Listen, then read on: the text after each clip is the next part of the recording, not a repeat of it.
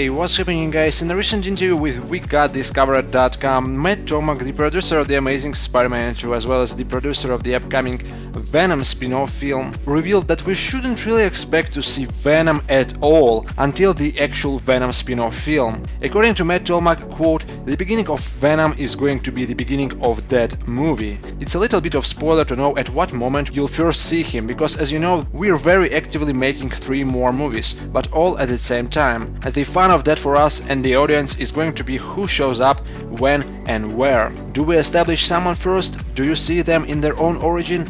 That's what we're playing with.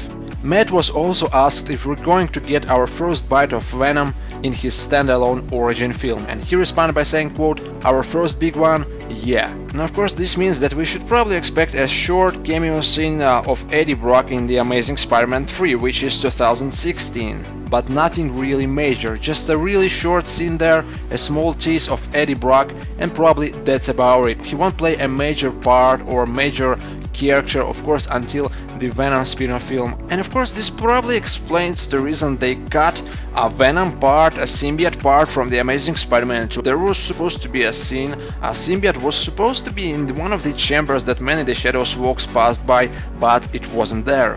So here it goes, probably the explanation that it's too early to tease Venom yet, it's too early to mess up with fans yet. Now here's why it's a little bit surprising and a little bit disappointing. We of course previously speculated that Venom might be born, let's say, by the end of The Amazing Spider-Man 3 or in Amazing Spider-Man other films, Sinister Six for example. We'll actually see Venom, Eddie Brock becoming Venom, you know, in the post-credit scene, in the end, in the final scene, whatever, somewhere there, he will actually become Venom, which will of course lead to his own spin-off film and his whole story, starting off with flashbacks of his childhood, his complicated childhood, if we are talking about Eddie Brock from 616. Well, that's not really the case. No Eddie Brock becoming Venom at all until the actual spin-off film. Now what's left for us is to hope that we'll actually see Eddie Brock at least for a few seconds in The Amazing Spider-Man 3. Now in The Amazing Spider-Man 2, Jameson is hinted very strongly there. Peter chats with him through the email, so if Peter will visit the Daily Bugle office, you know, and he will meet JJ,